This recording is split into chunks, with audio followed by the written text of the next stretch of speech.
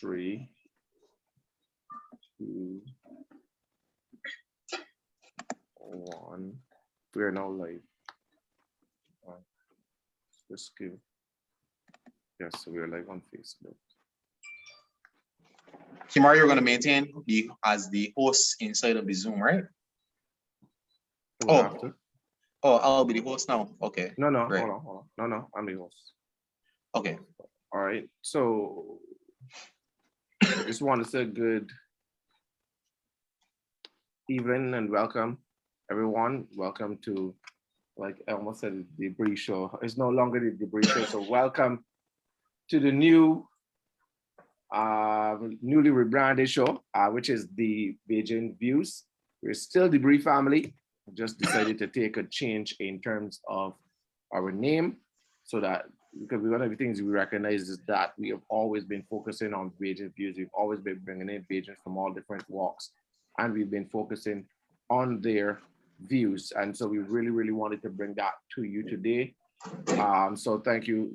We've had taken a season break from the show, so that is why you were not seeing us, but we are happy to be back with you with the Bajan View. Well, the DeBrief family, now the Bajan View family. So people are jumping on quickly. Marcine, thanks for welcoming us back as well. We are going to ask you again, as we always do, oblige us as we share the link, so that the people that are waiting to share it with their other friends and folks, so we can get it over to them. So bear with us, as always, as we share the links. And if you can as well, share the link with those who are waiting to watch it as well. We know we haven't been out for a while, so we do desperately need your help in obviously sharing the links around. So just give me 1 second while I share the link. And then we can get into the meat of the matter here.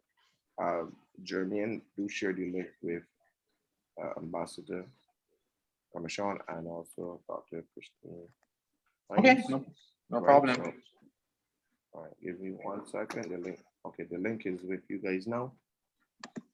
So go ahead and share. Feel free to share the link. Welcome, Kimar. I saw Kimar for a while. I saw Kimar there a minute ago. All right. So again, just bear with us. I'm here. Thank you for the welcome. Good evening to the guests, panelists. Good evening, Jermaine. Good evening, Kimar. How are you? Not too bad. Not too bad. How are you? Pretty good, man. Can't complain. Looking forward to this evening show with you, my brother. 1 second. Then we should go. We're good to go.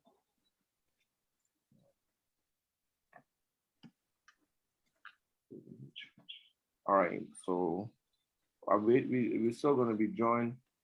Okay, guys, I just shared the links with you. Okay. And so those that are waiting, give us 1 more second, and I would let Jermaine run us off. We'll do some other technical work in the background. But yeah, so we are live. Welcome again. And we want to encourage you to share and like us as much as possible, so that there are persons that, so that all you persons out there waiting for us can get on. So Jermaine, go ahead and lead or jump back in when I have to while I set up. Okay, we are live on Facebook right now? Yes, sir. Okay. Okay, so good evening, Facebook, good evening, YouTube, good evening to all of the listeners out there. First, as Kimar would have said previously, I want to thank all of you who would have previously supported the DeBrief TV show. As you know, we have rebranded the show and we are coming out fresh and new. And we are very honored this evening to be dealing with the topic, Barbados becoming a republic. One of the other, we also want to thank very much our 2 guests who have agreed to be here with us. I'm a gentleman, so I'm going to say Dr. Kristina Hinds first, and then our ever esteemed guest, Ambassador to CARICOM, Ambassador David Comissiong. Dr. Hinds is the head of sorry, I had it here this evening. It is and she's the head of the Department of Government, Sociology and Psychology at the University of West Indies, and she's also a senior lecturer. Ambassador Comissiong is our current ambassador to CARICOM. And those of you whom have known Ambassador Comissiong knows that he's a fervent Pan-Africanist and also a very strong proponent of the Republican project in Barbados. This evening, ladies and gentlemen, we intend to delve into this topic and have a very serious and intellectual discussion. We would have heard a lot have been emanating from different news outlets and different sources of media over the last few weeks from the moment it was announced that Barbados would indeed become a republic on the 30th of November, 2021. To set the tone for the show, I want to say this. I find it, I am very happy that Barbados is finally moving to not necessarily becoming a republic, but the fact that we will finally have a head of state who is of Barbadian origin. You know, I often tell people that I feel bad to know that our Chief of Staff of the Barbados Defense Force has to swear his loyalty and allegiance to the Queen and her heirs. And that includes young little Prince George, who was just only recently born and will probably become the future King of England. So ladies and gentlemen, given that we have started, I want to allow our guests to introduce themselves. As I said previously, I'm a gentleman, so Dr. Hinds, you can go first. Thank you. I didn't know we had to do this. I am Kristina Hinds. You said everything. I am a lecturer at UWI Cave Hill. I teach political science and international relations being my area of specialization. Okay. And most of my research has been on governance in the Caribbean, civil society organizations and governance, but governance in general, and quite a bit of political economy as well. So thank you for inviting me, and I look forward to the discussion. Okay, well, I would have loved you to start the ball rolling. And you want me to start talking about Barbados becoming a republic off the bat? Yes, I do. Yes, I do. Sure. I want your views. I want Ambassador Commissiong's views. We want to see, because obviously there are many different views on this issue, and it is good to hear what those who have the wherewithal and the knowledge have to say, and let us get the discussion engaging. Okay, well, I do agree with Barbados becoming a republic. I like to say that up front, because I've also said some critical things. I think it is important for us to have a head of state who is a Barbadian. I think it is important for us to break this colonial linkage and legacy, which has resulted in us having the British monarchy associated with the sovereign state that is Barbados. So our head of state, in my opinion, should not be a representative of the British royal family. Okay. That's where I start off. I strongly believe in this. I think it, for all intents and purposes, our Governor General does what we expect a ceremonial president will do. I haven't seen anything in writing, but my assumption, based on what the information I have so far, is that whatever the Governor General is doing now, for the most part, will be what the president will do. And if we have had Governors General doing this all the time without any intervention from the British royal family, we can have a president doing it. Yes. So it is just a break with this link to the royal family. And as I've said, I spoke to the Barbados Cadet Corps last week. And I said to them, there's only one reason why Queen Elizabeth II is our head of state, and that is colonization. That is a very exploitative legacy that the British monarchy has to confront and deal with, that has resulted in a lot of inequality, a lot of harm, destruction of peoples, not just here in the Caribbean, but around the world. So I think we should be happy to break this linkage.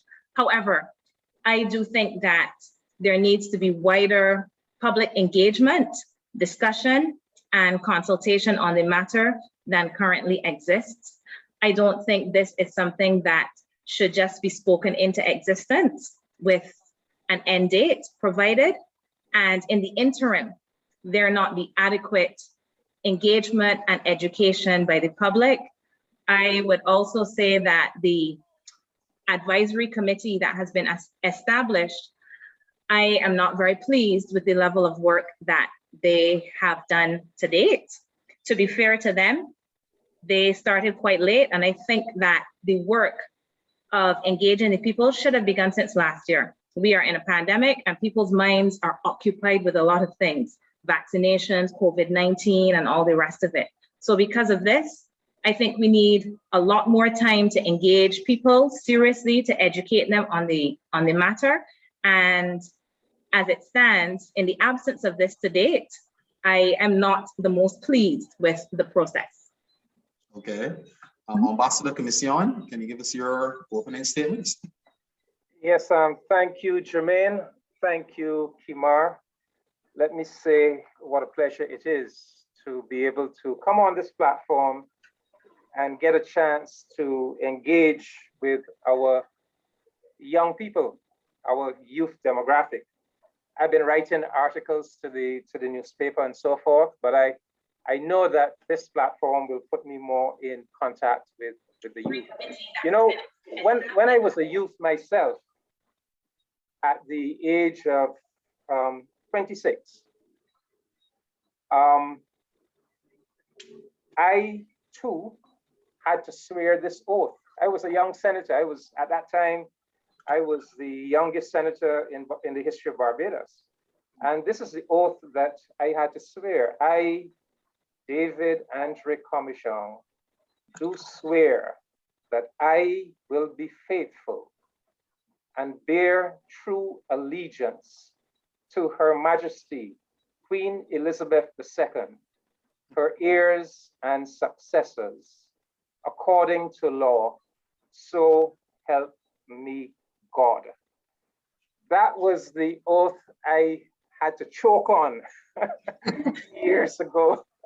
And I remember in 2018, my good friend, Trevor Preston, taking this oath after the election in 2018, and he could hardly get the words out of his mouth.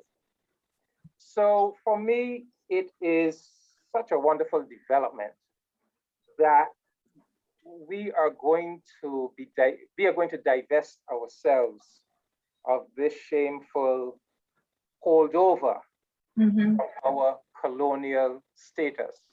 And you know, this thing has been long in coming. I mean, this thing should really have happened back in 1966.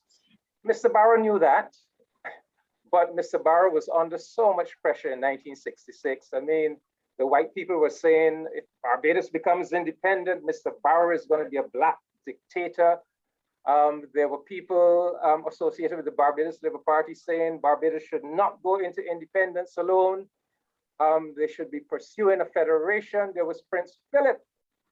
We have learned from declassified documents that Prince Philip was actually writing to Prime Minister Harold Wilson, beseeching him not to grant independence to Barbados, that according to him, Barbadians were so in love with Britain and the royal family that they did not want independence. So Mr. Barrow was under a lot of pressure and he compromised. We go into independence, but we maintain the Queen as our head of state.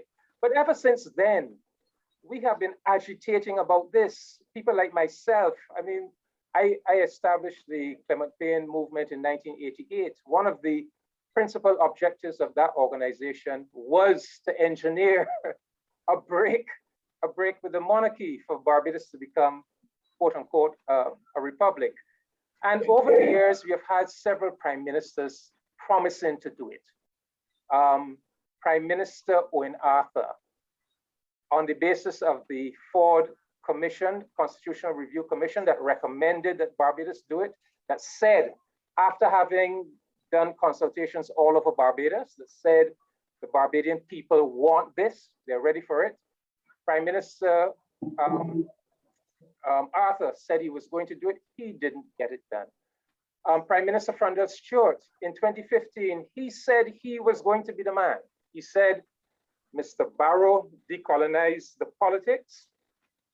Prime Minister Arthur decolonized the jurisprudence when he broke from the British, went towards the Caribbean Court of Justice. And he, Prime Minister Stewart, he was going to complete the edifice by making the break with the Queen. And it was going to be done by the 30th of November 2016. And they went on to say that they expected no opposition from the Barbados Labour Party.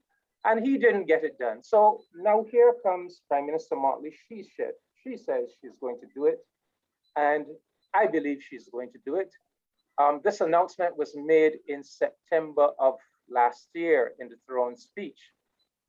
And I can take Kristina's point up to a point that having made the announcement in the throne speech last year, there could have been more public engagement about it. But I think we have to be conscious that we're in this pandemic. Remember, there was this surge in December, and basically Barbados was in survival mode. I mean, the government was really preoccupied with saving lives, responding to the pandemic, responding to the close down of the economy and so forth. So yes, public engagement is always good. It's always good. And we still have about 3.5 months to go. And I'm hoping that the government will really up the ante with engaging on this. But truth be told, if there is one issue, if there is one constitutional issue that the Barbadian people have consulted and agitated about for 55 years, it is this issue of the Queen. And so it is not a new issue. In fact, it is a very old issue, and we have been going at it for some time now. But there's one thing I want to say. I'm gonna pause now, but I just want to say that I find that a lot of people heard Miss Motley when she spoke about removing the Queen and establishing the Barbadian head of state. But many people seem not to have heard the other part of her statement. And the other part of her statement is this, that as soon as possible after the 30th of November of 2021, Barbados is going to go through a process of a widespread and extensive national consultation on everything pertaining to our governance. And she is expecting that out of that national consultation, a new Barbados constitution will emerge in which we will go beyond the old traditional type of constitution we have now. What we have now is that old traditional legalistic constitution that there's no inspiration in it. It's just this legalistic outlining of the different arms of government. Her expectation is that we are going to go towards the modern type of constitution that encapsulates within that document the aims and aspirations, the responsibilities of citizenship, that makes provision for an active and participatory citizenship. But I find that everybody is so focused just on this, because this thing about the Queen, removing the Queen and establishing a president, is largely symbolic. It's basically symbolic. As Kristina said, the functions are not going to change. They're the same functions. So it's symbolic, but it's a very important piece of symbolism because it goes to our sense of national dignity. But we need to pay attention to the other part of her message, and it's that beyond the simple symbolic act of removing the Queen, this generation of Barbadians, you young people, are going to get the opportunity to brainstorm all of our constitutional arrangements. Okay, Ambassador Comissiong, you've definitely said a mouthful and set a tone. I want to give the other two co-hosts the opportunity to have some opening remarks. So the youth shall lead the way. Kimar Stewart, what do you have to say? You have to unmute. Hold a minute there, Jeremy. I have some comments here from the Facebook. Edwin Yearwood is saying in 1996, the Prime Minister then approached me about writing a song for becoming a republic. It's now this. It's not now that this was coming about. So that's coming from Edwin, and also we want to say to everyone that is on, thank you. Which Edwin is that, Kimar? Edwin who? Edwin Yearwood. Edwin Yearwood, the singer. Oh, Edwin Yearwood. Yeah, so he was approached about it. Before anybody take up as well, David Walters said we want the discussion first. Jermaine, if I could pelt a couple stones in here at the same time, I think one of the biggest challenges that people are having, the ambassador, is the fact that I don't have to say it's twofold, but I find that some people are listening and some people are not listening. And it comes from this, I guess, because there's political interference from all sides that we have this challenge we have today. And basically what you're saying, I don't think a lot of peer persons have heard that. Probably this might be the first time a lot of people heard where you spoke about the public dialogue. And I will say here for the person because they want to hear, they choose what they want to hear. And at the same time, I feel that some persons do understand that the changing of the GG role to the president role and then having public dialogue, I feel that some people are twisting it for political gain. And most time we listen to, whoever we want to listen to, and not understand that, well, this may just be a change from title, and then there may be a constitutional or further constitutional change or amendments for later. I find that people are not listening to that. There's no marrying. Well, Kimar, if I could correct you very quickly, whilst the major change that will happen will be the changing of the Barbadian head of state. The head of state of Barbados will be a Barbadian. Removing to republic status, it will involve some form of constitutional change. That's what I said, yeah. And we must never negate that. But let both Kimar Stewart and Simon Allen have some comments, and then let's get into a very robust discussion. So Kimar? Good evening again to everybody, Wayne, David, and Eli. Good evening again to the panel. At this point, yeah, at this point, I think the announcement for the Republic came last year in the Throne speech. And I think persons are not necessarily concerned. I think everybody agrees that we need to move away from the Queen. That's fundamental. However, the challenge that I have and the challenge that the different persons that interact with have is the lack of engagement and the lack of information coming out into the public as to what exactly we are headed into. To say that you're gonna go Republic and then have consultation, I don't agree with that. I don't think that it makes sense. So if it is that we could have had that consultation as it relates to the type of Republic, so far coming out, it was that we're gonna have a president, a non-executive president, and that person is going to be in for 4 years. If we count 4 years from now, that I would say puts us into the space of the next incoming administration. And let's just say that that administration is not, it is the Barbados Labour Party. That person or the rulers in the time will have the opportunity to choose the president again, and then that person obviously will stretch another 4 years into another administration. So when I did a little research and I look across the Caribbean, you will see that 4 years is not the normal time or the recommended time for president. When I look at the other republics, so I was a little concerned about that 4 year period. But that is as far as my critique will go from the government's announcement, because there's not enough information available to have a very rigid and open discussion as to the direction that the government wishes to take the country. Okay, Simon?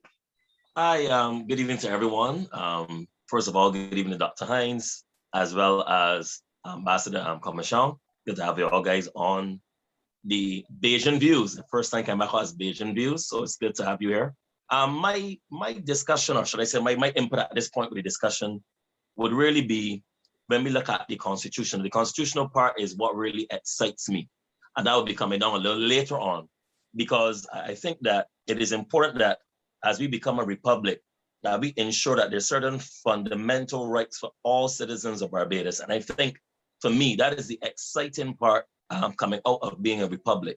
When we look at the various interest groups, the various persons in Barbados, we know that already that Barbados of itself is becoming more and more diverse, even in terms of issues as it relates to LGBTQ+, how we include people into society. And I'm hoping that Barbados going forward under the Republic would be a more inclusive society for every person, so that there are certain fundamental rights that everyone would have, regardless of class, color, and creed, that they can do what they need to do in this country. Also, I think in terms of the possibilities, all of the avenues for persons to be a part of the process of shaping some of the national symbols, hopefully, because it's only obvious that if we become a republic, when we become a republic, that we may be looking at adopting or changing or having additional national heroes, additional national symbols, and so on. So I think it is an exciting time for those in the creative industry as well. As anybody said in his comments that he was approached years ago to write a song for the Republic, I think that there'll be a lot more opportunities for those in the creative industries to help with regards to the cultural aspect of the Republic and what it is to be a Republic.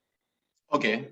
All right. So the very first point that we have gotten across here tonight from every single host, and I don't think you can find 10 people in Barbados who object to Barbados becoming a republic and to Barbados having a queen, having a Barbadian national as our head of state. Mm-hmm. The first question I want to put to the two guests: do you think at this time Barbados is ready to transition to a republic? Dr. Hinds? I do think Barbados is ready. I also think you can find 10 people who will object to Barbados becoming a republic. You'll find more than 10 for sure. And there are people who do not see this as a necessary change, ready or not. They see it as much ado about nothing. If it's not broken, what are you fixing? So I have heard people say, this is not going to benefit me in any way. The day after Barbados becomes a republic, gas prices could go up. Things in the supermarket will still be expensive. People will be on remand long and can't have their case heard. So I do not care. So I don't want to make it seem that because we agree and because there are people that agree, that everyone agrees. And I've heard people say time and time again that there's consensus on this issue. I do not think there's consensus. I think there's a lot of misunderstanding. There are some people who are apprehensive. There are people who see this as a political ploy. Okay. That is about building one's own legacy and the legacy of one's political party. You have one political party that gets to take credit for independence. And now you will have another that can take credit for Barbados becoming a republic. So I don't want to make it seem as if because I agree with this and because many people agree with this, that there is consensus on the issue.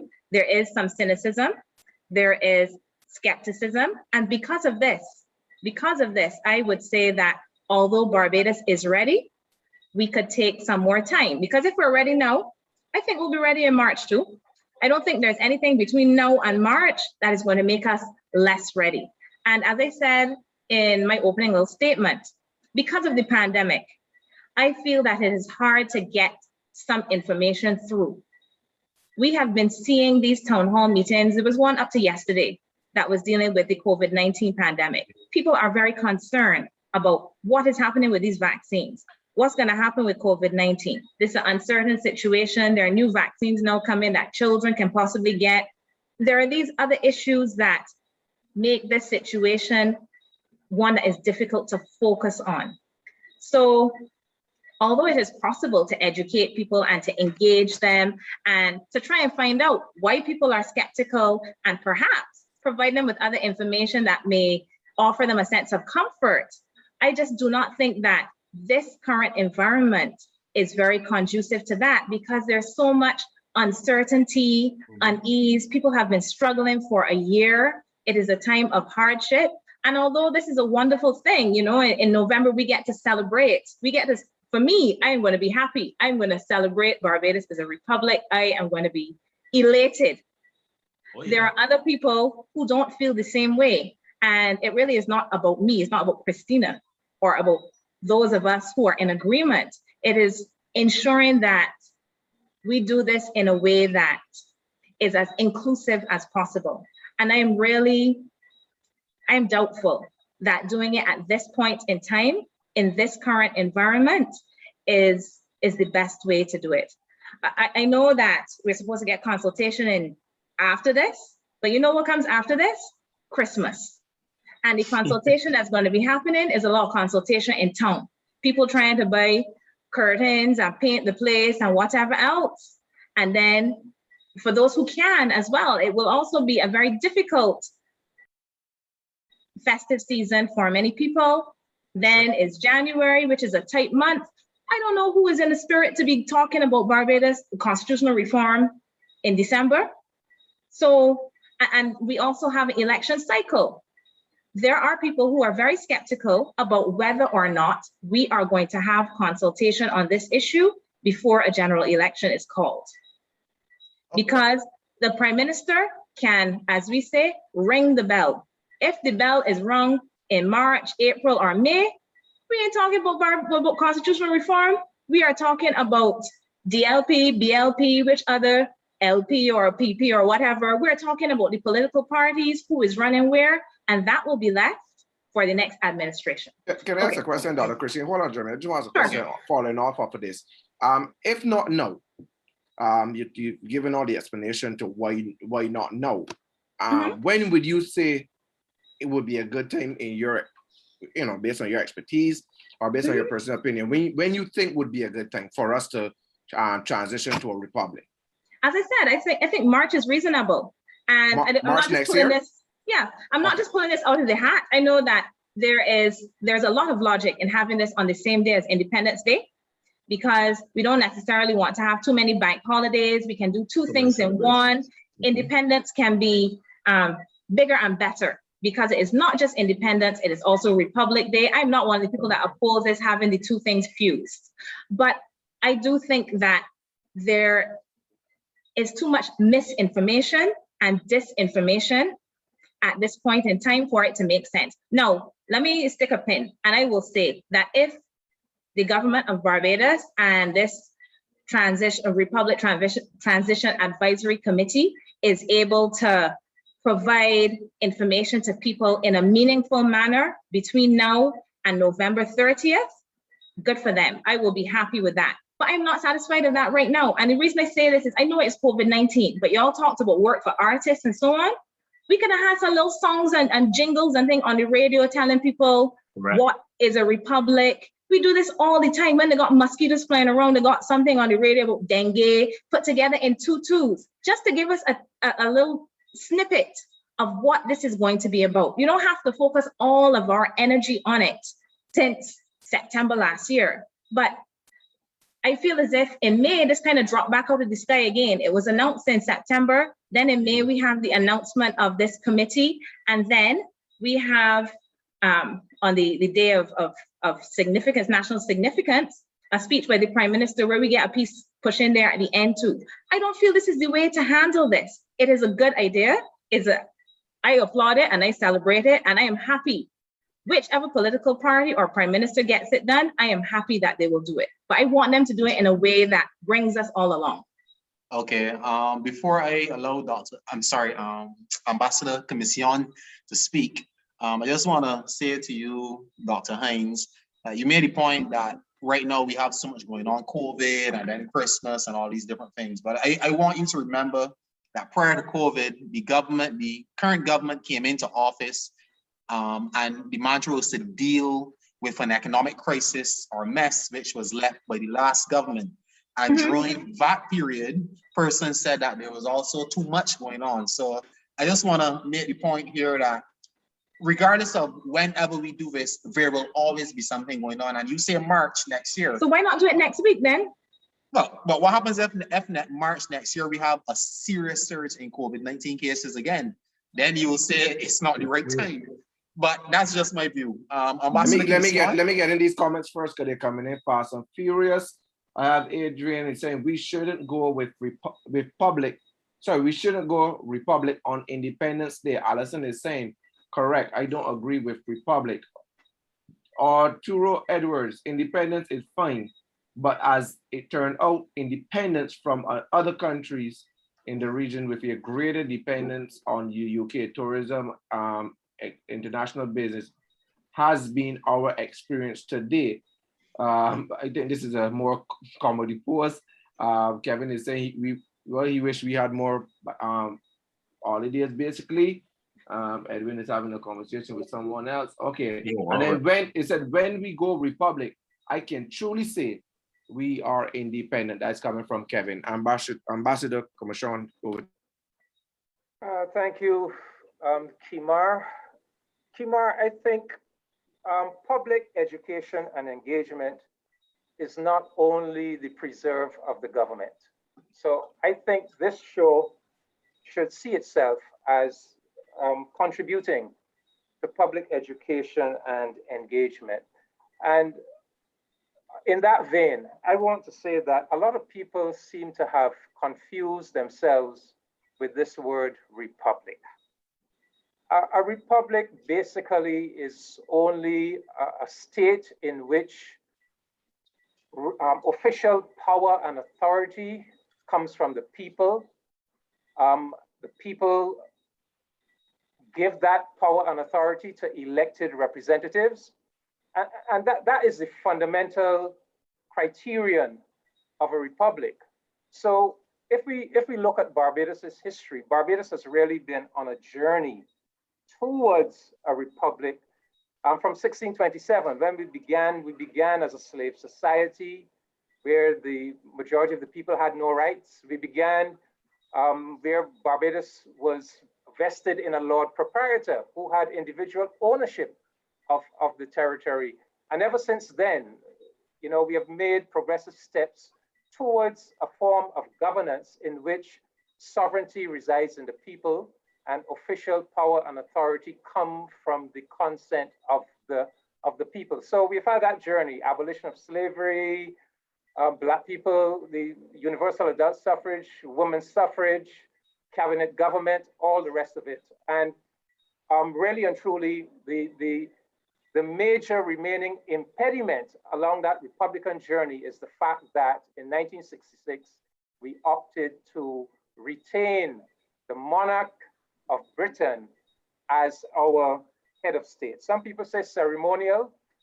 A lot of the duties of the head of state is ceremonial, are ceremonial, but the head of state still does perform some substantive duties. Granted, the power of the head of state is nowhere near that of the prime minister and the ministers of government, but it's not only ceremonial, there are some substantive duties as well. And so that is what we are trying to correct. We are doing two things. Not only are we installing a Barbadian head of state, but we are also moving away from the hereditary principle, the monarchical principle, where you have this special family. Nobody voted for Queen Elizabeth II or the British monarchy to be the head of state of Barbados. That goes back to those backward aristocratic notions of a special family. So in addition to us having a Bajan head of state, we're going to have a head of state that will be not directly chosen by the people, but indirectly chosen by the Barbadian people, because it's the Barbadian people who vote for the members of parliament, and it's the members of parliament in turn who will select the head of state. But anyhow, I think in the interest of education, I'd like to refer you to the section of the Constitution that we are really going to be changing. You said, yes, there has to be some Constitution amendment, and it is really section 28 of the Constitution of Barbados. And that section says, there shall be a Governor General of Barbados who shall be appointed by Her Majesty and shall hold office during Her Majesty's pleasure, and who shall be Her Majesty's representative in Barbados. Now, so that is the section that we are focusing on, that we're going to be changing. Now, this section says that there shall be a Governor General who shall be appointed by Her Majesty. But I want all Barbadians to be aware that even though that is the wording of the section, the convention is that the Governor General is actually selected not by the Queen. The Governor General is actually selected by the Cabinet of Barbados. Having selected who they wish to be Governor General, they then advise the Queen. And the convention is that the Queen appoints the person chosen by the Cabinet of Barbados. All right? Ambassador Comissiong, does the Queen have the authority to decide if you were selected to be the Governor General of Barbados right now? Can the Queen, in her wisdom, say, you know what, I don't want Ambassador Comissiong as my representative in Barbados? Well, the convention is, and a lot of English constitutional law is actually based around conventions. They're not things written into the law. So I guess technically you can say, the Queen can say, well, that's what the word of the Constitution says, so I have the power. But the point is, the conventions are obeyed. And so ever since 1967, the Queen has appointed the person chosen by the Cabinet of Barbados to be Governor General. So the point I'm making is right now, I'm trying to make the point that the change that is being proposed, it is a symbolic change. Right now, the Cabinet of Barbados chooses the Governor General. Right now, the Governor General goes on to perform the functions of Governor General.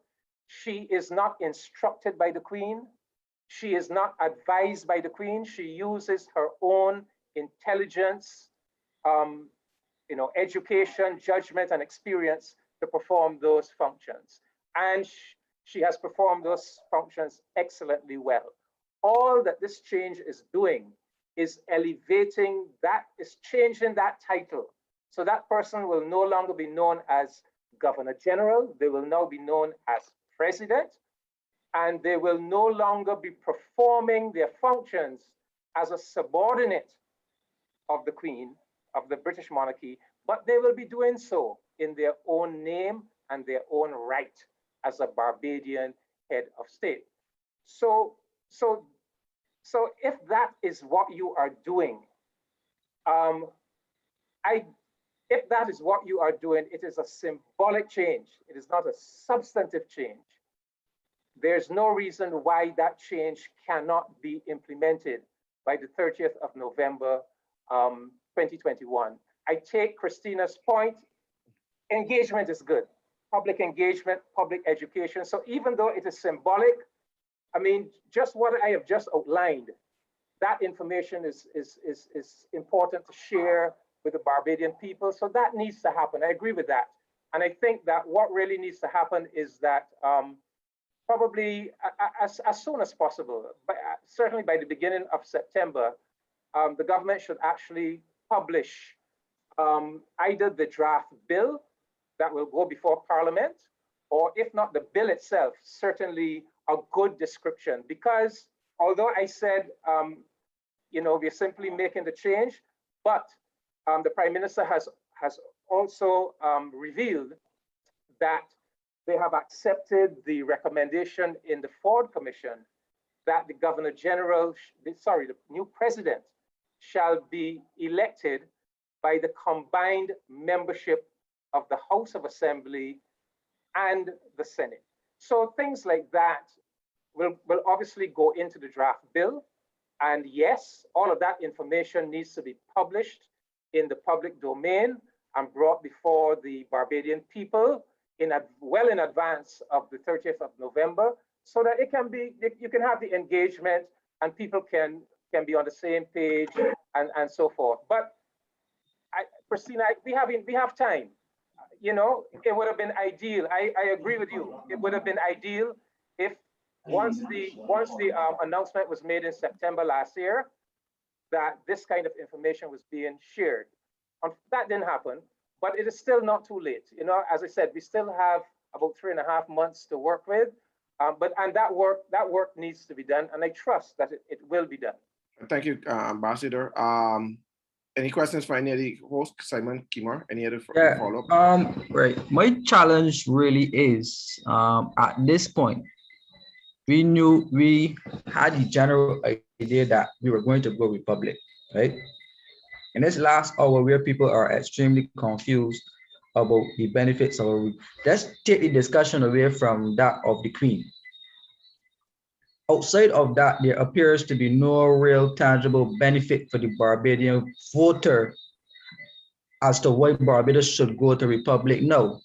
So the fundamental issue that a voting public may have is that, and I'm agreeing with Kristina here, that after we go to Republic, what next? Are there opportunities to open economic enfranchisement? Will we tackle the class issue in Barbados as it relates to distribution of wealth? We are seeing different economic groups emerging in Barbados.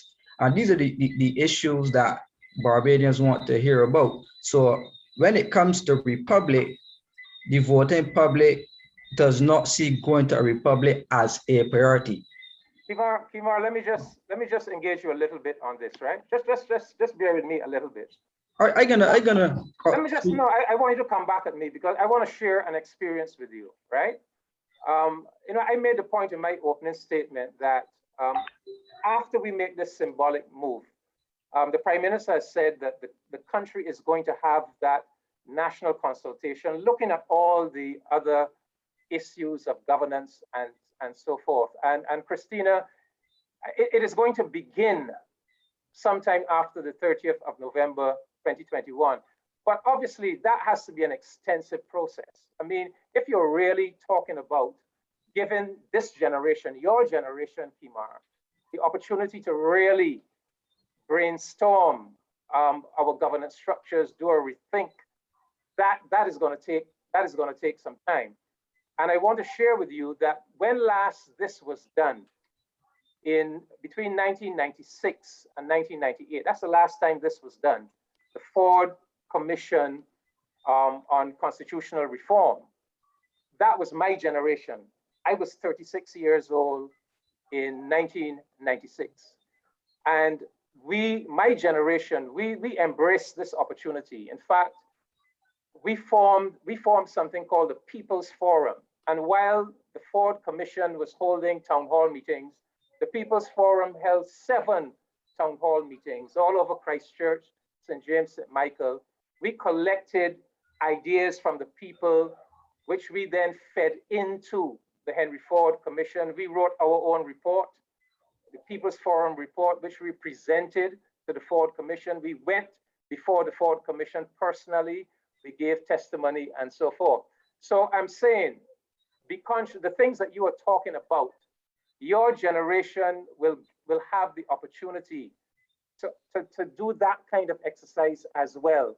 But it will start sometime after the 30th of November. And you will have I'm hoping that the People's Assembly concept, that the Thorn Commission, of which I am deputy chair, we have worked on this concept of people's assemblies to transform governance at the community level in Barbados and to put new accountability structures in place. I'm hoping that is going to come before, that is going to be part of the national consultation going forward. So the things you are talking about, Kimar, those are still coming. But remember, hold on, before, I don't want this convo to go off track. Recall, this is not necessarily a technical issue, David. This is still a voting issue. And there were conversations and rhetoric associated with going Republic. And there's a general distrust that you're trying to convince the public, let's go Republic first and then consult after, right? I don't want to get overly political in the conversation, but if we can remember the conversation, right? Let's remember the conversation surrounding things like the IMF. There were no reassurances that Barbados would have gone to the IMF after the general election. However, it happened. and it appears to be a lot of consultation before we went to the IMF. I am saying in general, especially given that there are reports coming out of the British Parliament about the influence of the Chinese on Barbados' decision to go to the Republic. I really expected better. How am I going? But no. How am I going off track? How am I going off track when there are articles in the newspaper quoting British becoming politicians? a republic got to do with Chinese? I lost. Yeah, but if I could just comment a minute. Go ahead, I know that you are laughing and so on, but I have people that I know, friends, family members, who have also said to me that this is about China. And the reason that I'm saying again that we need more engagement is because the same way there is a lot of information out there about all kinds of things, COVID-19, if you get the vaccine, your arm can become magnetic, right? Mm-hmm. That kind of information. There's similar information floating around out there about the motivations for Barbados becoming a republic. And I really think that we need to make this very clear to people. A lot of people do not really understand what on earth we are talking about. And I really want to emphasize that Barbados is going to become a parliamentary republic in the first instance. If, assuming that this consultation comes after that, something else may result. But in the first instance, we are going to become a parliamentary republic, from my understanding, which means that we will keep our basic structure. Yeah. The Prime Minister's powers will remain intact, so will the powers of the cabinet. I don't think that there will be anything that affects the Senate or the House. I don't think that we will see significant changes to the structure of the state, the armed forces. So the police, the BDF, schools, things will continue to function. So there are some fears that people have. But I want to emphasize, there will be change. Name changes are superficial things, right? You change the names of things all the time. We had a Spring Garden Highway, now it named Mighty Grinder. People still call it Spring Garden. You know, we'll get accustomed over time. There will be, the names of things will change, but as good Bajans, we will still continue to call them by the old names, like BET Hill is still BET Hill, right? Okay. But those are things, the names of things change all the time. Schools, all kinds of things, the names change. So I'm not too concerned with name changes, insignia, and that sort of thing. I am concerned about some of these misconceptions that exist. We are not, my understanding is that we are not becoming a full presidential system in which the president will be vested with executive powers and can make decisions. We are not, that is not what we are becoming. And there is significant confusion. Sure, of course. No, I'm glad that you mentioned that point because we, all the while from 1999 until now, we have spoken about a ceremonial republic, a ceremonial presidency, sorry. Mm-hmm. Do you think that there is an appetite in Barbados right now? Because I've heard everyone say we need to consult. And my personal view being that we have had 4 prime ministers and 6 party leaders, inclusive of the current leader of the Democratic Labour Party, Mrs. Verla de Pisa, who is very much in agreement with Barbados transitioning to a republic and the head of state of Barbados being a Barbadian national, right? But do you think there's an appetite right now in Barbados for Barbados to be an executive presidency? I don't think so. I don't know for certain, but based on some of the things I've heard people say, I don't think that there is. But that is part of the reason why we do need to talk, to really find out what the position is. I think that people are really reticent on that point. I think, again, some of their fears may be unsubstantiated. There's not a real reason for fearing a president having some executive powers, and a split, in fact, between some of the executive powers being held by the president and some being held by the prime minister to provide some checks.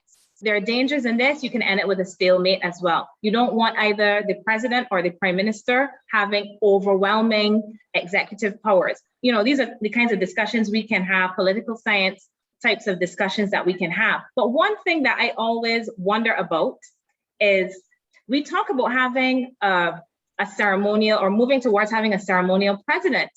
But as Ambassador Comissiong said, the Governor General has some powers, and this president will have powers too. And what we need to bear in mind is that we have 30 seats in our House, okay?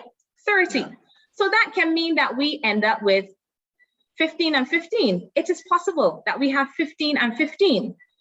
And in that situation, the Governor General or the President can make a determination. And we have seen this happen before. We saw this happen in Trinidad and Tobago when A.N.R. Robinson was the president and he made a selection of prime minister that people were not in agreement with. So there are some powers that exist that I think people need to be aware of and to understand. This is not necessarily about China. It is about us deciding how we want to be governed, why we want to be governed in that way, how we will deal with. And I wonder if anybody has ever thought through what happens if we end up with 15-15 in Barbados. So you have a ceremonial president. What happens in this situation? How do we address this? How do we work through this so that parties are satisfied? I wish that these are the kinds of discussions that we were having rather than ceremonial. Sure. Let me give you another example. And I think we have to disabuse this idea that it's just ceremonial is not true. The Governor General is not simply ceremonial. There are important functions. I'll give you one example. In 2018, when the then Democratic Labour Party government allowed Parliament to, the time of Parliament to run out. So Parliament was dissolved and they did not call the election. Weeks were passing. Actually, 7 weeks actually passed with Barbados without a functioning Parliament. And I was one of the persons that insisted that Dame Sandra Mason should exercise the power given to her under the Constitution of Barbados to issue the election writ. Because the Constitution says that when Parliament is dissolved, that the Governor General shall issue election writs returnable within 90 days, right? But Dame Sandra did not listen to me. She decided she was going to wait. She was going to kind of follow the convention, and she was going to wait on the substantive prime minister to set the date for the election. Now, at the time, I thought I was right. I thought she was reneging on using her power. Perhaps she was right and I was wrong, that she was doing the good democratic thing, waiting for the elected representative, even though the whole of Barbados was in an uproar. Weeks are passing, no election is being called. But perhaps she was wise and did the right thing. But just to make the point that she had the power. She had the power. So I'm with you, Kristina. I'm with you that public engagement, public education, in fact, I would say in general, we as a people don't know enough about our system of governance, about our constitution. So you can't gainsay that public engagement and public. Ambassador. But let me just make the point. But we have 3.5 months to go. I think it is incumbent on all of us who have some knowledge, who understand that this is a symbolic thing that is long overdue, that it is nothing to do with China, it's nothing to do with dictatorship, that we who know better, really, we should embrace the responsibility as well to help with that process of public education and engagement. If I may, Jermaine, before you come back, one of the things that I would challenge with is that I think for too long we don't understand history, and that plays a critical role in understanding future in terms of where Barbados stands or where we were before in the past when we spoke about becoming a republic. And I find that we have not, as young people or as people generally, we have not delved into enough of the history of our country and why we're moving to the republic that we're moving to. One of the things I'm also challenged with is, I must share with everyone as well, is that the engagement. Oftentimes when people hear things, you have to plan when is it right to start to bring that engagement, because somehow the ignorance or the flawed arguments always be the one leading the conversation. And then you left with having to play catch up. You can't catch up fast enough to all of the misguided information where if let's say we're talking about whether we're doing it because of China. I don't think we're doing it because of China, because we will have to really go back to when it started.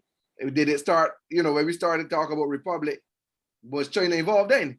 So to say no that you're moving to Republic is because of China is flawed.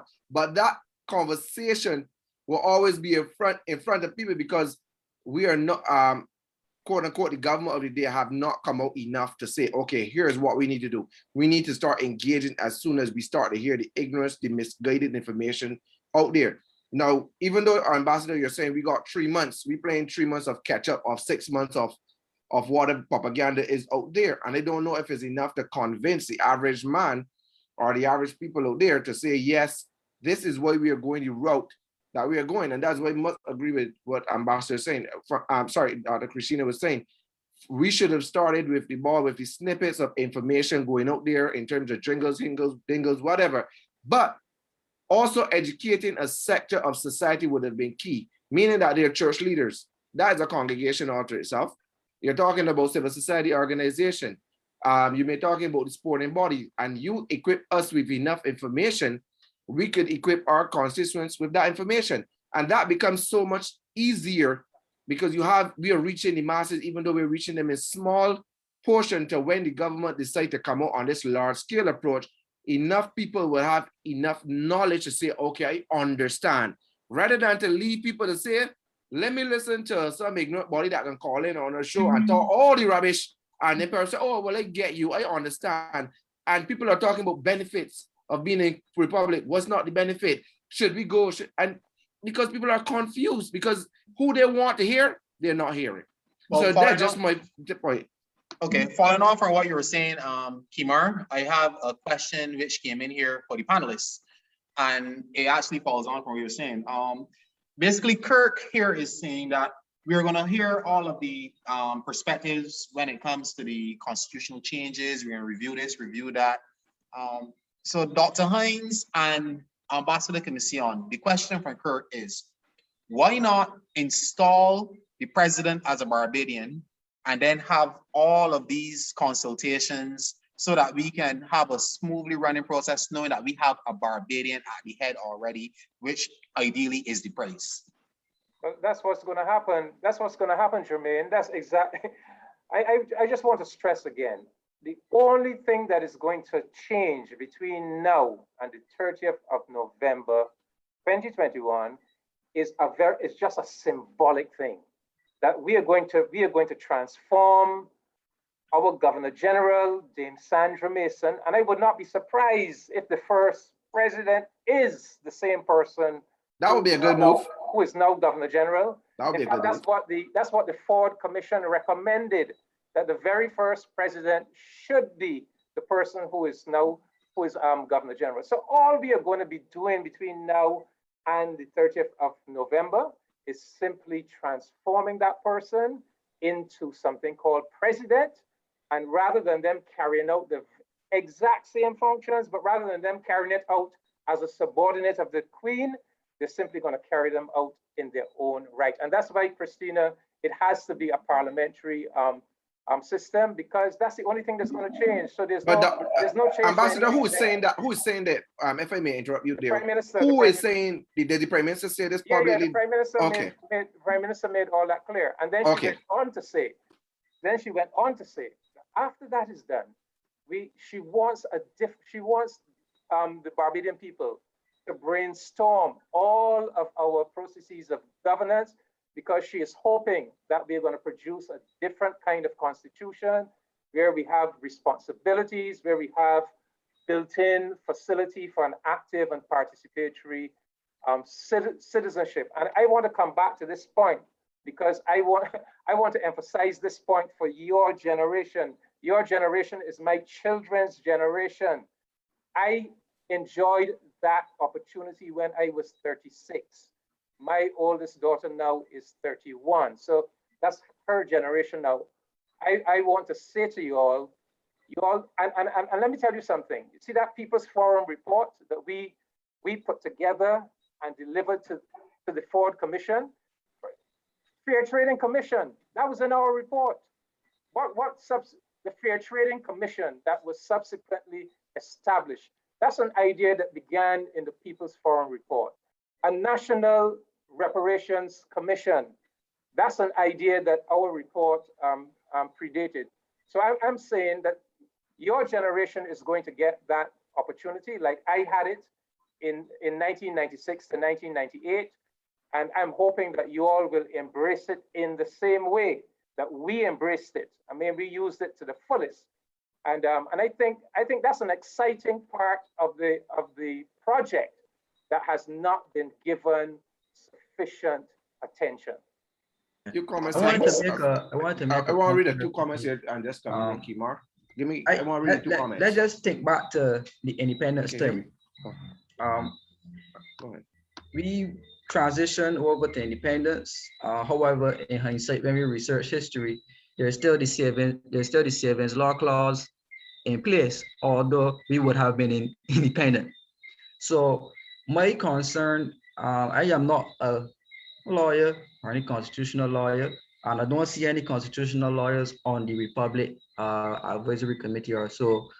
So I am wondering, are there any constitutional ramifications that we may not know of, such as the savings law clause, that could potentially have any damaging ramifications to the Republic process?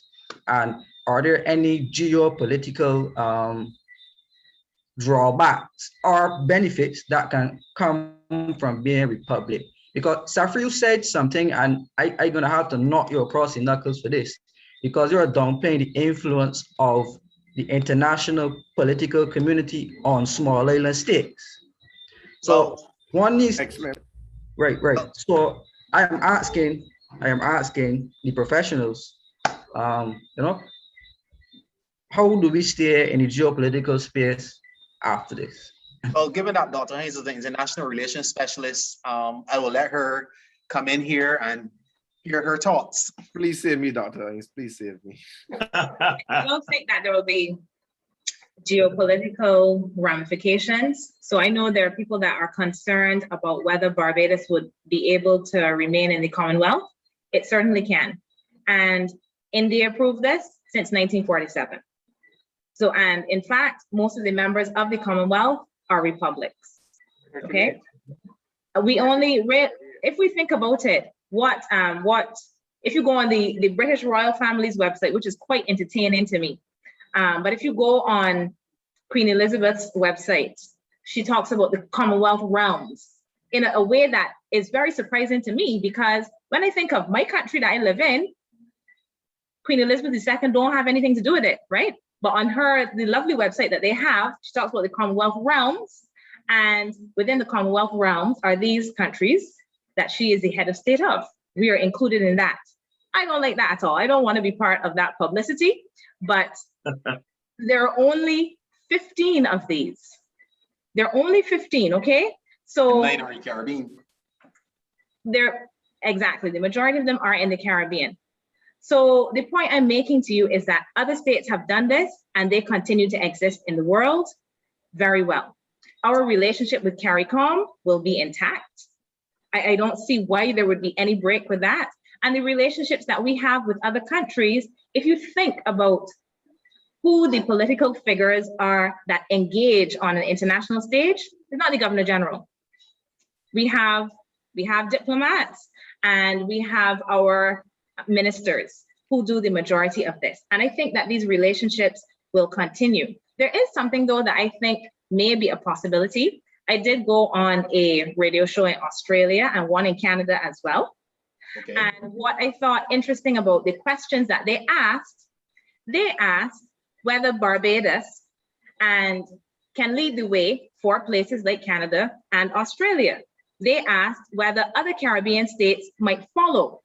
So this is one of the possible implications, especially as Queen Elizabeth II gets older and older. This is a lady who is in her 90s.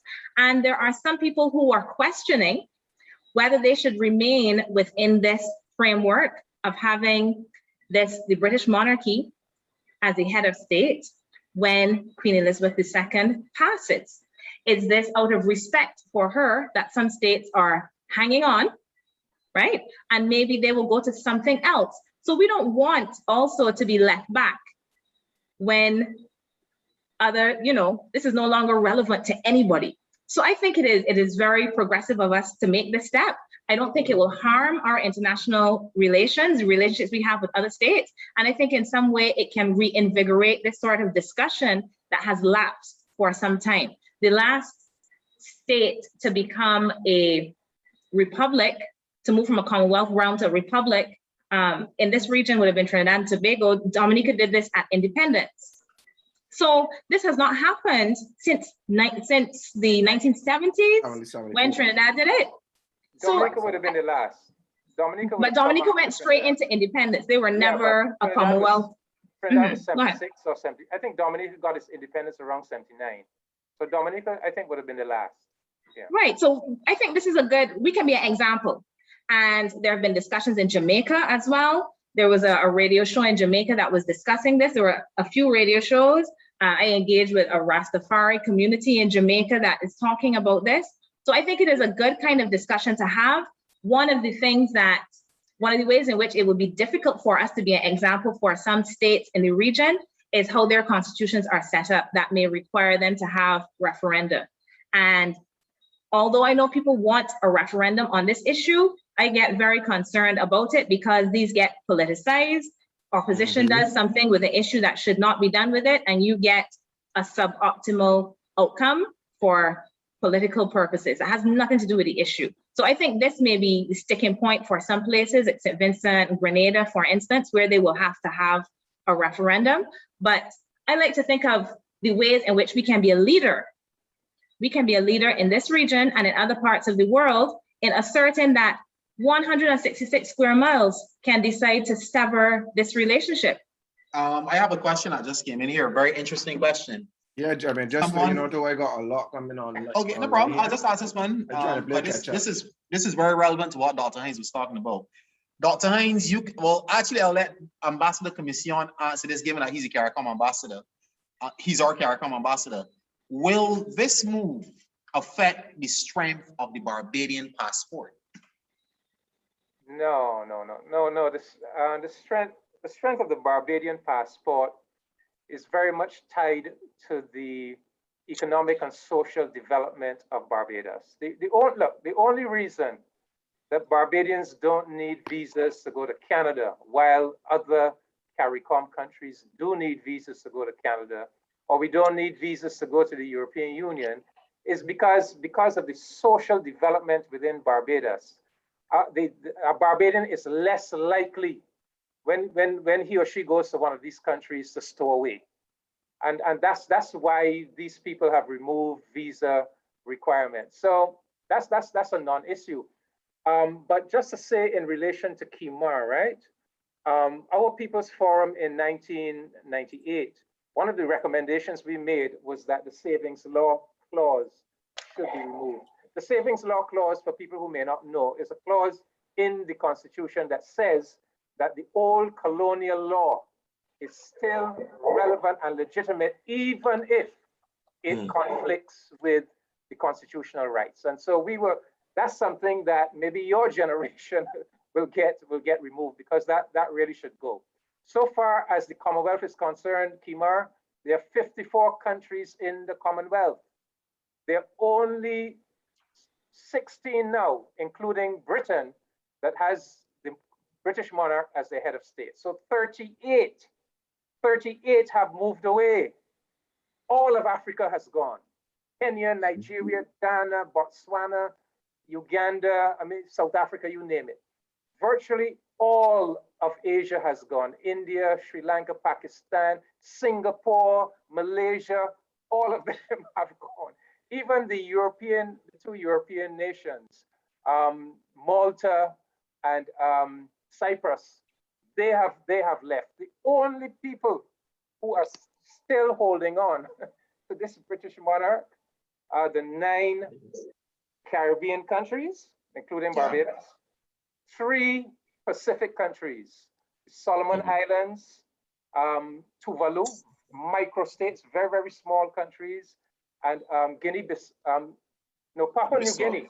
Papua New Guinea, a really dirt poor country. And of course, the 3 Anglo-Saxon white Commonwealth countries, Canada, New Zealand, and Australia. And they may consider themselves kith and kin. But even they are talking about it, because just like Kristina, I mean, I was on national radio in Australia. I was on Al Jazeera. I mean, this move that Barbados is making, you know, people all around the world are paying attention. And it is my hope as CARICOM ambassador that Barbados will be an example for the other CARICOM countries. Certainly a country like Jamaica, I mean, it's ridiculous. You know, you dominating the world at the Olympics, your anthem. I asked the Jamaicans, so why if you love the Queen so much, why you don't let them play God Save the Queen when the athletes receiving their gold medals, you know? So it's, you know, I'm hoping that if Barbados, that was known as a Little England, can make this break, then why not? Why not the other CARICOM countries? So in essence, Ambassador Comissiong, this move could possibly raise the international profile of Barbados. Oh yes, and that's another point. I mean, I've been a Barbados ambassador now for 3 years, and I have seen the leadership role that Barbados is being called upon to play in international affairs. Barbados has emerged as a very important leader within the developing world. I mean, advancing interests of developing countries, taking a stance in international fora on behalf of the developing world. And so, you know, Barbados is, in many eyes, Barbados is an exemplar. Barbados is a nation to admire. So you are doing that outstanding leadership role as a Black country, but when people look at you, you still don't have this. You're still under the British monarch. I mean, you still don't, as a Black country, you still don't have the self-confidence to have your own head of state. So to me, it is really incongruous, and I think it detracts from Barbados's image internationally as perhaps, you know, maybe the leading Black country in the world. Okay, Kimar, you can ask the questions now. Yeah, I guess I got kind of sign off, but it was nice chatting. But before I go, I just want to make these 2 points. Just want to say that I agree with Ambassador Comissiong about the savings law clause, and the fact that he would have made the recommendation to remove it was very insightful. I don't think many people in Barbados right now may be aware of the savings law clause. So that's a definite conversation that needs to be put on the table in the Republic conversation, so that people become aware of the benefits, you know, the pros and cons of Republic and all the issues that surround it, so that they may feel informed if given the opportunity to make a decision in voting on it, as it relates to the Barbados's role in a new, and I'm gonna call it the new world, because from my hindsight, all of the previous colonial powers are coming tumbling down. France, England, not so much Belgium, but my concern after we go to Republic is that we don't give up physical colonization for neo-colonization, and that we start to open up ourselves a lot more. And right now there are countries in the world who are offering, when it gets framing it, assistance in the form of cheap money and funding and the like. And we could see the ramifications of that around the entire world. So I just want Barbados and future leaders, like, you know, possibly like Safri and Simon and Kristina, that when we... I'm just being modest. Well, let me put you in. Let me put you in. Don't worry. Yeah. But I hope that we understand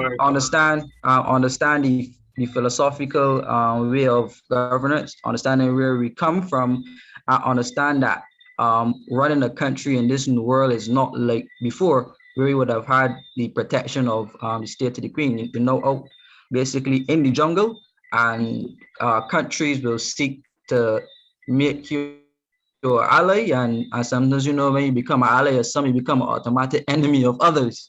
So I just want us to take that into consideration. But with that being said, I am out of here. But thank you guys. It was very nice chatting with you. Okay, Kimar. All right. Yeah. Jermaine, just Simon, before Simon, you haven't said Simon, much. yeah. Right? You want to say Man. anything? Simon, Man, you are being the thing about it requested is to that- speak. You are being sorry? requested to. You are I being am? requested to speak. Of Yes, course, please. you always have a I- lot to I- say. I- You I- always say tonight. I'll tell you something. When you sit in a company of David and Kristina, you just have to sit and listen. There's not everything you need to talk about. And tonight I was getting a good education in terms of Barbados and the fact that I think that right now getting a message out as a government is so hard in these times. Right now across the world, not just Barbados, across the world, there seems to be this anti-government sentiment or this anti-authority sentiment throughout the world. And it has a lot to do with COVID and how COVID is being managed, and then the whole issue with vaccines. So I applaud any government right now that is able to push forward progressive policy and progressive legislation to help its constituents.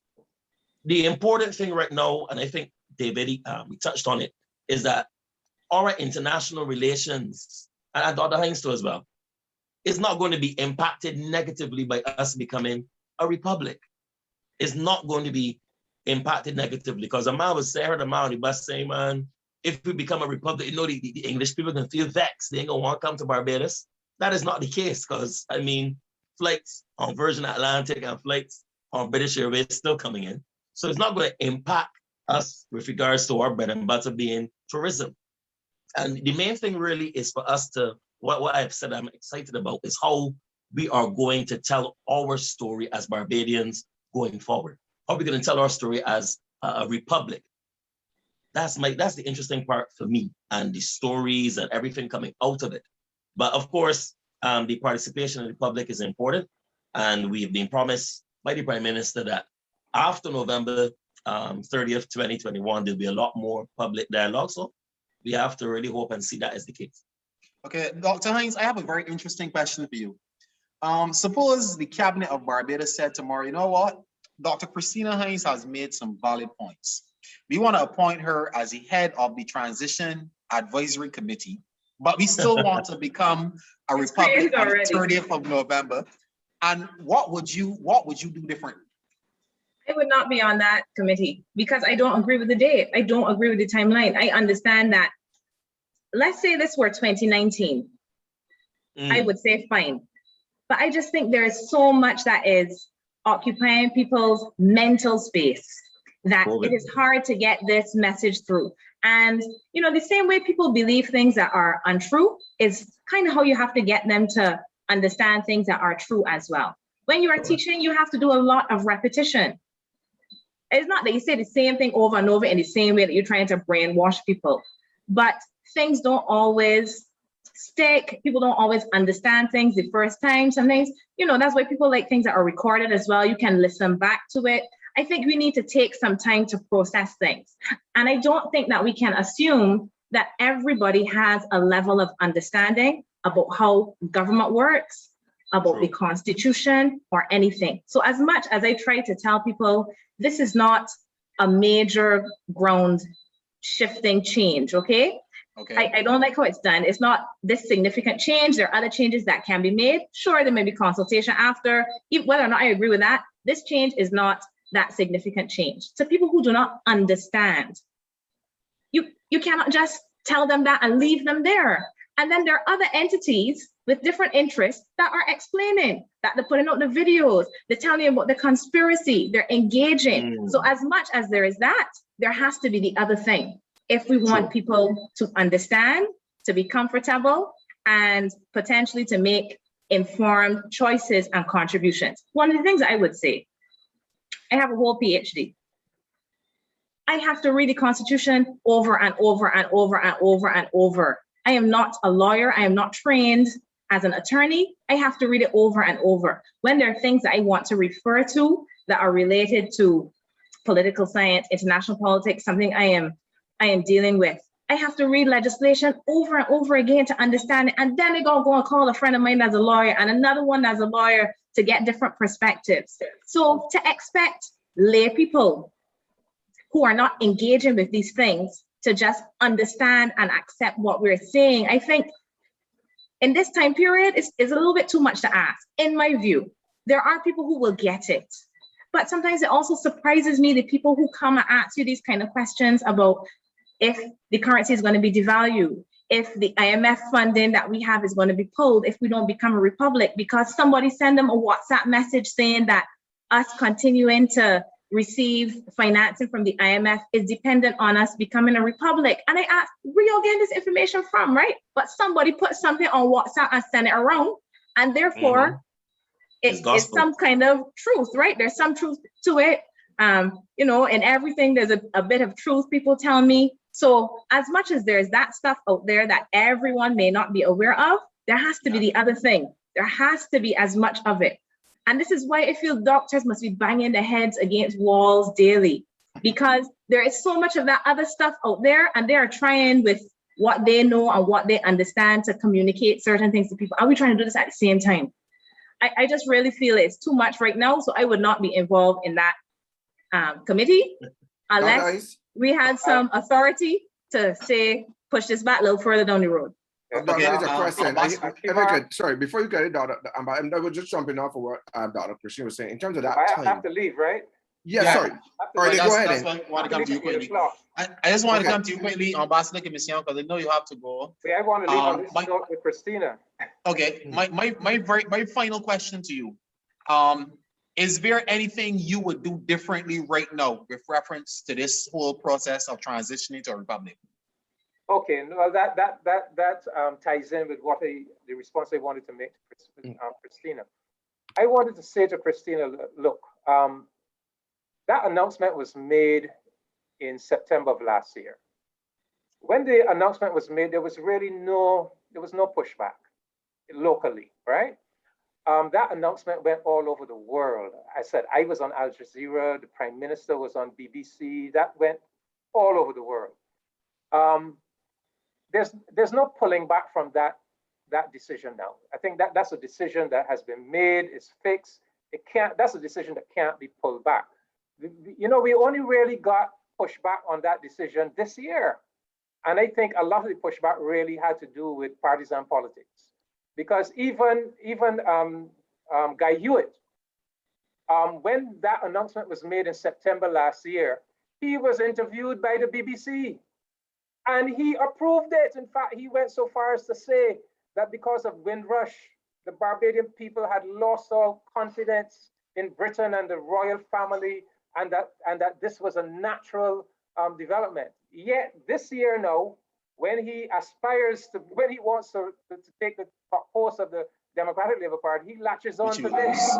You see, so, but the point is, the decision has been made. It is going to go through, and I think it is incumbent on us who can help to educate.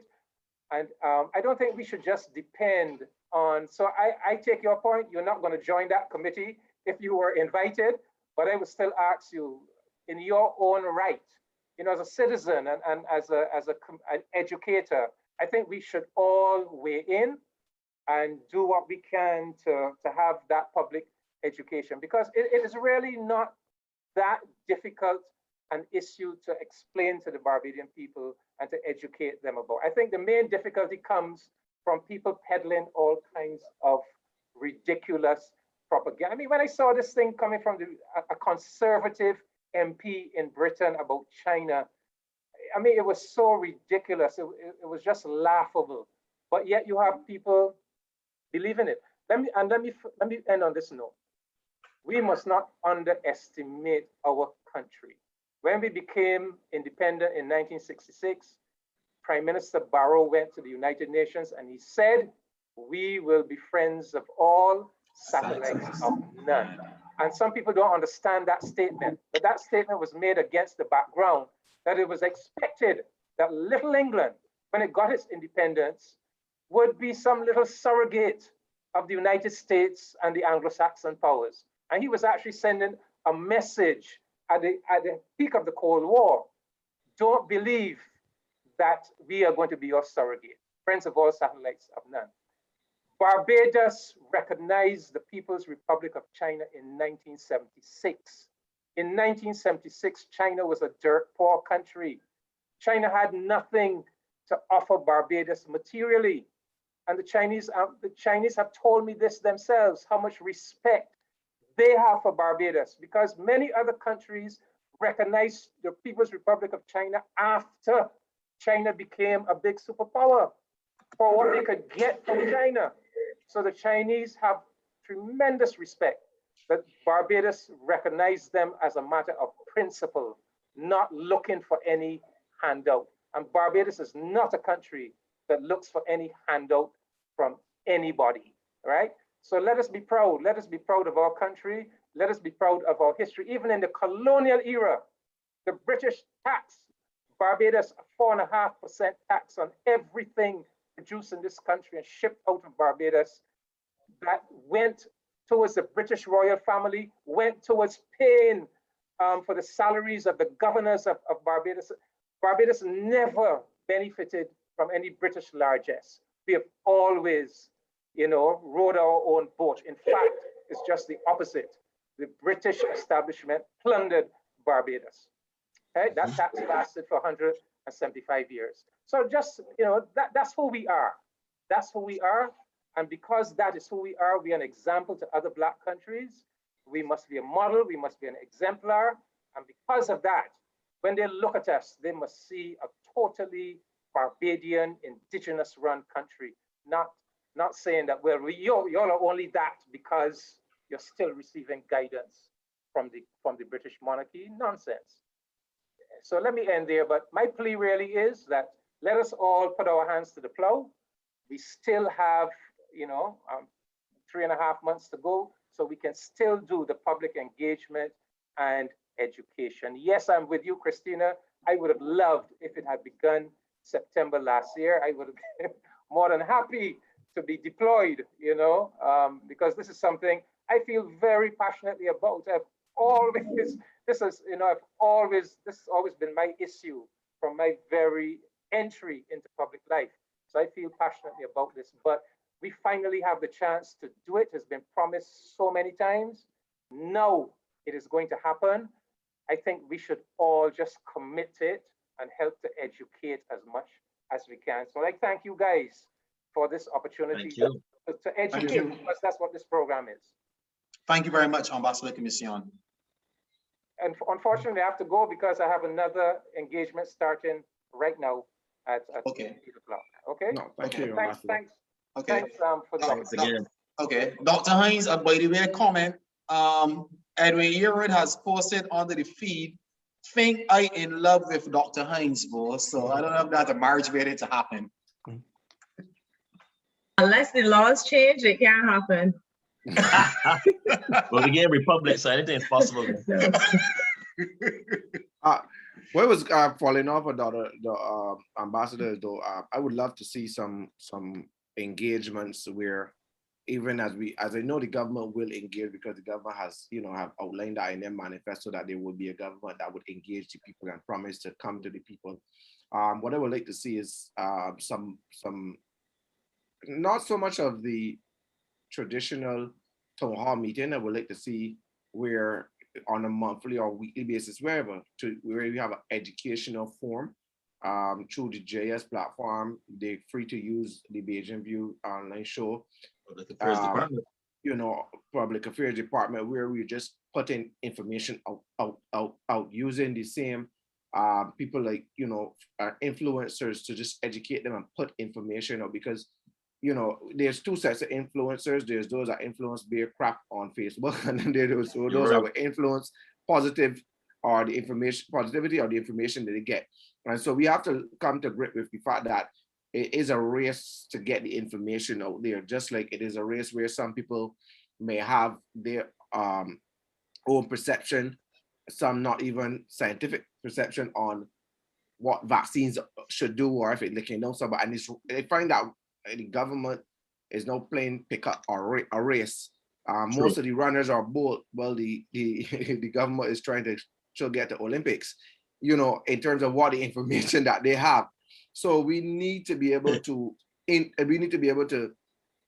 get the people that out there that have the voice, give them the information, give them the correct information, so that when we all speak, we are speaking in unison as well, to be able to educate the masses, because that is my fear of not getting the information out fast enough, and we are playing catch up with those that have the ability and the following to put things out there, but many times we're seeing misguided information on it. I don't know what's your take on that. I just want to say one thing because I know that Ambassador Comissiong has one, and also Kimar Stewart, and we had agreed to set this show to a timeline.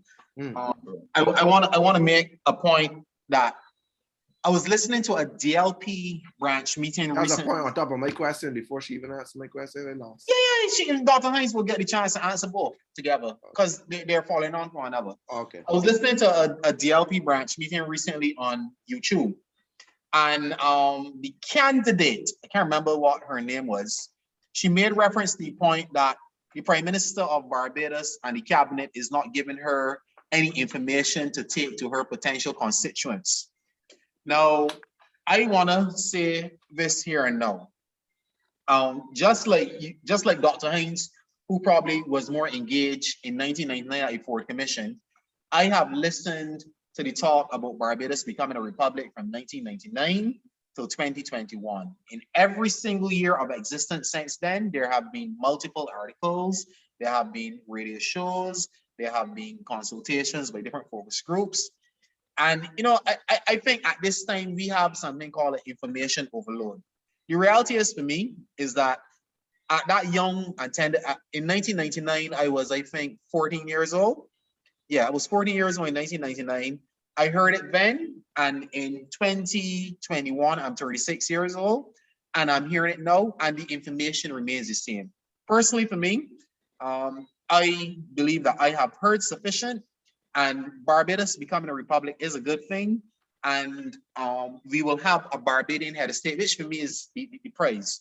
In relation to engagement, I will say that the Barbados Labour Party is engaging now. They probably could engage more, but they are engaging. And to be fair, we have one of the most engaging prime ministers we have ever had in this country. So yeah, but Jermaine, the only thing I would disagree with you on is that I agree with the information being out there from Ford Commission backup or from previous prime ministers as far as Barrow backup, but it is happening in the know, and in the know means that you have to educate the know people. I would not have known about a Henry Ford Commission unless I would have heard about. I did not hear about a Henry Ford Commission, and the only way I know about it really, is through chatter, where I then hear, who's this Henry Ford Commission? And then had to go and research it. It should not have been that way. It should have been a way where the public is addressed in the way that they said, okay, there was this and that. I find even so much so that the government, well, they're more so replying to people than giving people the consultation or giving people the information that they need to understand. Because at the same time, when you reply, I may not be able to read. Let's say Dr. Kristina was to make a comment and John went and reply for sure. I may not have been privy to know that. You understand? So that's what we are calling more for, that engagement where people understand. I believe I have enough, and I support Barbados moving to a republic 100%. I do support it. But at the same time, there are those out there that must be educated and must be given the chance to understand, just like myself and just like you do and everybody else that understand, to be able to rest assured that we are not handed over to a Chinese right after Republic. Barbados will not become Chinese. No, we don't have a little piece of China calling Barbados a Republic of China, Barbados. You understand what I'm saying? And we do not also give chance to people to spew the ignorance that they already spewing out there and getting misinformation and misguide our people.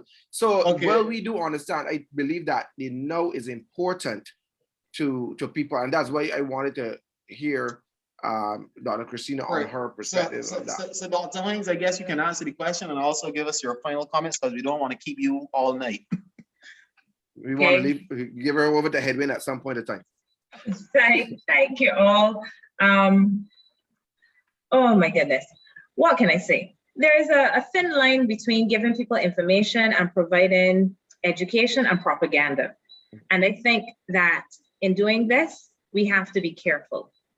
So although I did say over and over that it is important to get clear information out there in many different ways. You have to use different formats. You have to reach different kinds of people. So people access information in different ways. I like what you said, Kimara, about moving outside of just the town hall settings, because I do have a bit of an issue with town hall meetings, which is that the people who will ask questions in a town hall meeting are people who may have certain personality types. There are other people that are not comfortable going to stand up at any microphone and ask a question in front of a room, and it's streaming and it's on CBC and all kind of thing too. No way am I doing that. But in order for people to process information and not to just be sheep, to be critical thinkers, they have to be able to ask questions. And that's why I don't like laughing at people's questions. There are no questions that are foolish to me. People ask questions from where they are, and we need to be able to respond and engage with people's questions. So it is one thing to have correct information out there, to have jingles, to have town hall meetings, but I think there also need to be other types of ways of reaching people and engaging with people and allowing them to ask their questions. So we are not engaging in a propaganda campaign, which says, we have decided we are becoming a republic by November 30th. You have to agree with us. Here are all of the wonderful reasons why you have to agree with us. Everyone doesn't have to agree, but what I would want in an ideal world, an ideal Barbados, is that everybody understands, or as many people as possible understand. The other thing about the Ford Commission, I was alive when that Ford Commission was in existence and doing all their stuff in 1996 and so on. Simon too. We were at school together. Right? Simon, you tell her your age? All I will say is that, right. So anyway, we were alive then, but I was a teenager. Yes. And there were other things that were on my mind. I always liked politics and so on, but I was not focusing on what the Ford Commission and them doing. So I think it is really important to have people engage with this. And we have people who are full 21 that didn't see a day of the 1990s, the 20th century. 21, that's adults. Like myself.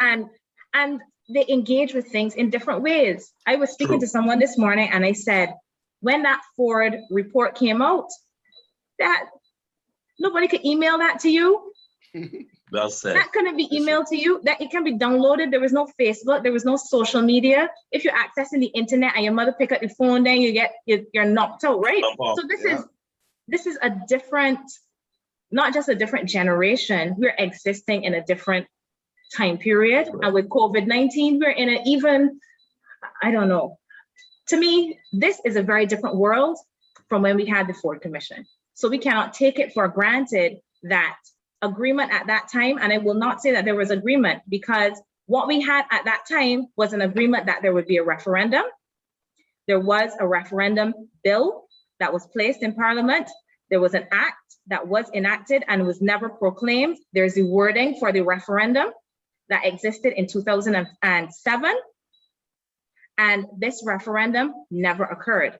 The current Prime Minister is on record saying that we are at a stage where we have to engage with people and we have to get their opinions. So this kind of story that is being told to us that this has been going on for so many years and that there is consensus, I don't think it is fully true either, because if there was consensus, why did Ms. Motley, when she was a Deputy Prime Minister, support having a referendum? Why did the government under Owen Arthur enact legislation to have a referendum? There was the wording there. I can read it for you if anybody wants to know what it is, but this stuff existed. So I really think it is critical for us to talk to people again.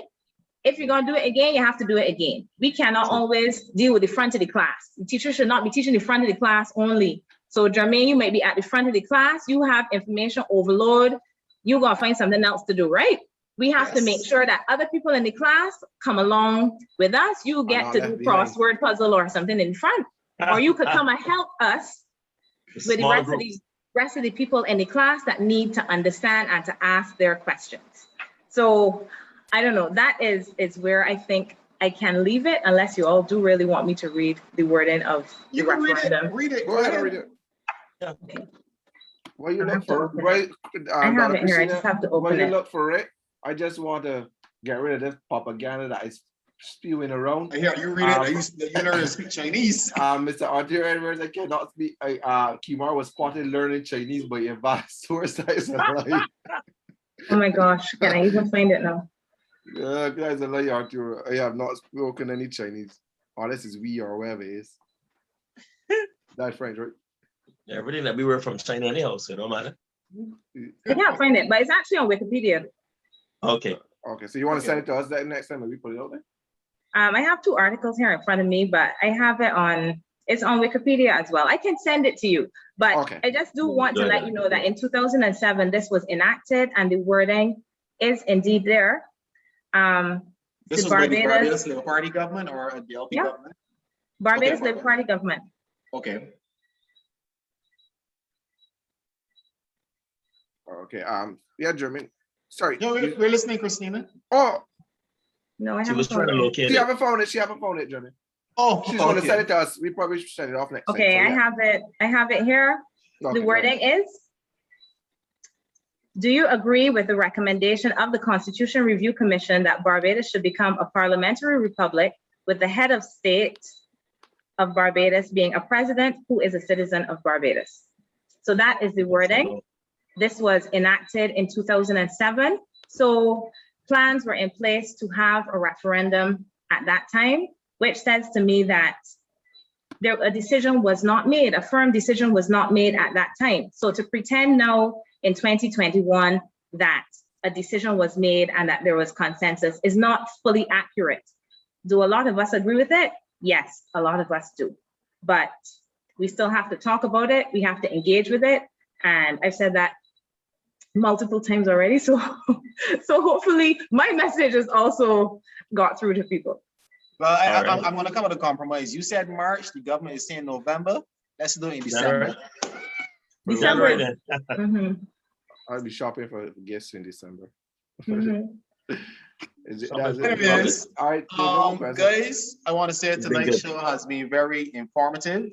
Dr. Hinds, I want to thank you very, very much for agreeing to come on the show. You have definitely brought another side to the debate. Ambassador Comissiong, sadly he's gone, but he also brought another side to the debate. And I think our viewers tonight will leave this show being more educated and having more to think about. At the end of the day, regardless of what the government does, we all have to live with it. And, you know, the government thus far to date has taken the interests of every Barbadian to heart. And, you know, I do believe that Prime Minister Motley is listening to all of the different discourses we're having on this topic. And the final decision is at the office of the Prime Minister and the Cabinet of Barbados. So Dr. Hinds, we may get more discussion on the issue. We may not get more discussion, but regardless of what happens, I am very thankful that persons like yourself have been around at this time to give us a further education on the issue. On that note, I want to say, I got a thing. No, close off yet. Just I will close off, sorry. Because I got the comment. Simon, you have anything to add before we close? No, man, I am great. I really enjoyed this evening's program. You see, you have to appreciate education and sitting down and listening. Speaking and responding is good, but listening and understanding is even more important. And I'm hoping that all the viewers tonight across the diaspora that watch our show would have had a better understanding of what a republic is and the whole fact that we're not losing anything by becoming a republic. Because I think that's the biggest fear that most people have, that we're losing something by becoming a republic, but actually we stand more to gain in terms of national identity and the deepening of the democratic process. Thank you. Dr. Kristina, you have anything final to add or you're good? Thank you for inviting me. And don't worry, the conversation will continue, because whether or not it comes from official sources, people will discuss. And I think that all of us should join that discussion. As Ambassador Comissiong said, it's not just for officialdom. Each of us can engage, and hopefully we do so in productive ways. Okay. Good. Very good. Well, thank you everyone for joining us. We had a really good show. My part of it is that I support you 100%. I would love the government to speak a lot more. As I read the comments, a lot of times people are repeating this notion that they believe Barbados will be a dictatorship country. So we have to come out and speak out against that nonsense of what people think it is. If people will learn the Constitution or understand the Constitution, then you could understand if we can become or if we can't become, or you would understand for yourself a little bit more. I would encourage people, read more, learn more, engage more so that you can be able to know for yourself. I do that even when I go to church and the pastor preacher going back home and read up on what was preached so I can understand. I encourage people to do that so that people don't misguide you with their own conspiracy or whatever it is. It may be true at some point in time, but you too have to go learn for yourself and know for yourself. We had a lot of comments. I could not read all. Arturo Edward, sorry, that's the singer. But Arturo, again, or Edwards, use a case all by yourself. I saw Granville Phillips and a number of other persons like Wayne Dredd, Wayne Hoyt. We want to thank people like Edwin Earwood, Oliver, Kevin. You guys have been keeping the chat hot the whole night. So just good. We thank you again. We are rebranded. We're no longer the DeBrief TV Show. We're now the Bajan Views, and you brought your views tonight. We brought Bajans to give their view. So you got to be host. Kill it, boy. Kill it, no, don't kill it. Don't kill it. They get $10 for it. If you get $10 for it, don't kill it, boy. You ain't get a bite. I know you're solution too. Sorry about that, guys. Right. Just put in a big one. I did a $20. Now, Kristina, I don't know. You should not have seen that, but unfortunately you did. But thank you everyone for keeping it going. We're going to be back again next week, Tuesday. So we're back. The season has started back. We're going to see you again. Share, like us before you leave. Please do not leave unless you like us. Share the video. We're going to be discussing a lot more than just the Republic. We have the vaccine to discuss. We have a number of topic education. We are going all out. So please, thank you everyone for showing up tonight. Thank you for your comments. Have a blessed and wonderful good night. Be safe out there. Follow the protocol. Good night, everybody. Night. Be safe,